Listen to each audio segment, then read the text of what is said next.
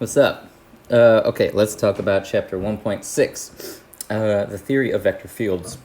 Very simple thing here. Talk about electric fields and magnetic fields. Now, these are differential equations, and E and B are vectors, so these are differential equations involving vectors, and if we take the derivative of a vector, that is called divergence and curl, okay, the two different ways you can take the derivative of a field.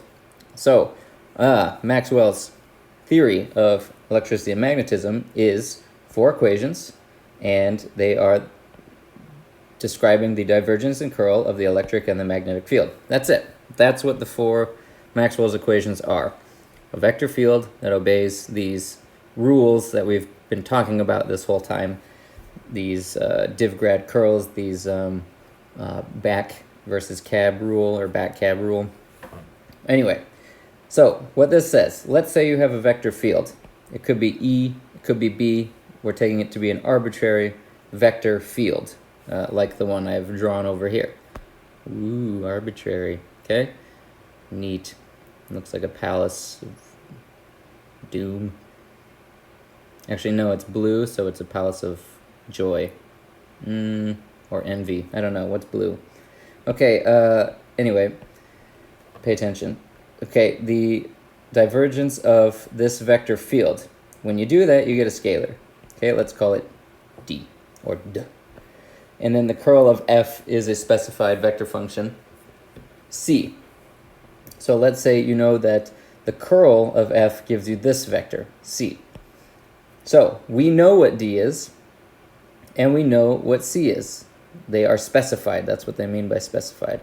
So it means we know what D is, we know what C is, and then you know, obviously, that the curl of a divergence del cross F, and the del dotted into that, is 0. Okay, so the question then is, if we know what D and C are, does that automatically tell us what F is?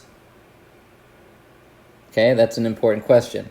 If we know what D and C are, does that tell us what F is? So for example, if this is the electric field and if this is the charge density or something, or some other thing, the question is, if we know that, do we know the electric field? Can we determine that backwards? Can we go back?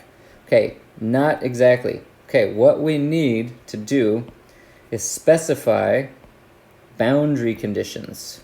Okay, we have to set boundaries on our function.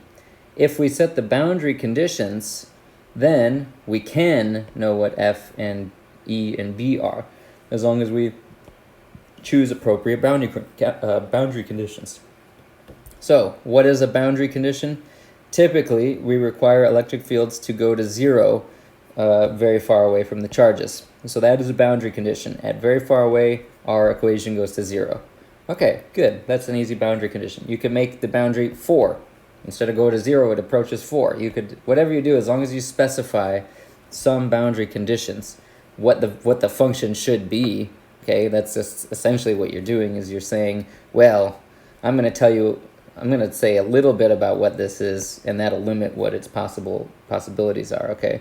So we're going to imagine a charged particle, and we're going to say, well, that charge isn't felt across the universe, so it must be 0 out there. So we will define it to be that. Okay, so Helmholtz theorem guarantees that the field is uniquely determined by its divergence and curl if you have the boundary conditions set. Okay, so a potential, right? If the curl of a vector field F vanishes, so del cross F equals 0, if that's the case, if there is no curl, then F can be written as the gradient of a scalar potential, del V, okay, where V is just, numbers, okay? The minus sign here is purely conventional, okay?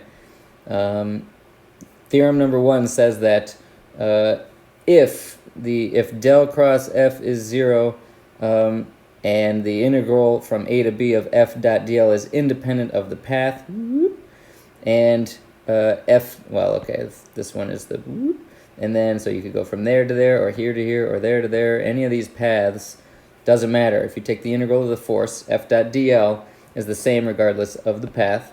And if you go and start back where you started, the loop is 0, then also the gradient, the vector f can be written as the gradient of any scalar function, whatever you can come up with, okay? N scalar function. That's the wrong use of n, but it's fine. All right. If the divergence of a vector field is 0, del dot f equals 0, then you can write the vector field as the cross of a scalar potential, or sorry, a vector potential, del cross A. Okay, so that's interesting. So now we're getting to the root of Maxwell's equations, trying to understand where it comes from. All right, so that's the curl-less field. If del cross f equals 0, if the integral blah, blah, blah, blah, then the potential is not unique. Any constant can be added to this v, this vector v, with impunity, since it will not affect the gradient. If the divergence of a vector field vanishes, then f can be expressed as the curl. So yeah, that's this one. All right, theorem 2, divergenceless or solenoidal fields.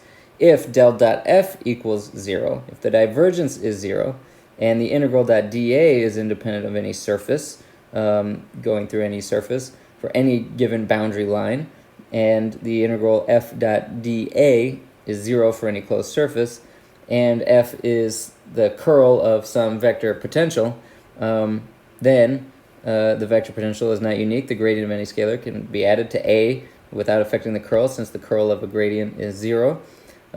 You should now be able to prove all those assumptions, blah, blah, blah. Now, there's an interesting thing that you can, no matter what, okay, so this is the general statement, okay? If del cross f equals 0, then you can do this. If del dot f equals 0, then you can do that, okay? That's this whole thing. But if it's not the case, you still have this, which means you can always write any vector field as the gradient of some scalar plus the curl of some vector potential.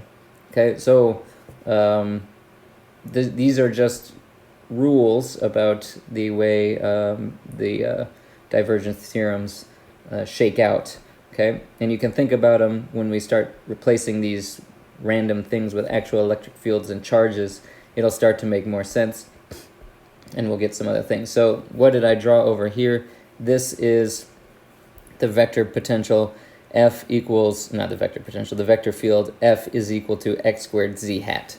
Okay, so as you go through x, the x dimension, as you move from 0 to x, notice in y it's constant at any y value. If you go anywhere in x, the value changes in the z hat direction by x squared. So at x equals 0, you can see that there's nothing there, and at x equals plus 1, it's 1 squared, and at x equals 2, it's 2 squared, and x equals 3, it's 3 squared, and so on. That's your vector field, and there it is in there, 0, 0, x squared. That's how you can draw that in there. So if you're going to take the divergence of that, the derivative of dx squared dz, z hat is 0, so that del dot f1 is equal to 0, divergence is 0. The curl of it, though, is dy is dz dx squared y hat, so you get 2x in the y hat direction, negative, the minus sign in there, and so then that shows you that the divergence is 0, but the curl is not, so that's interesting. And the question is, they want you to do that, so you can do that. Which one can be written as a gradient of a scalar? Well, if f1, del dot f1 is 0, then that's not going to be written as the gradient of a scalar.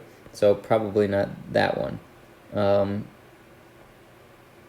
And let's see, the next one, let's see, there we go. Plug this one in here. Next one is x, and then y, and then z. Z.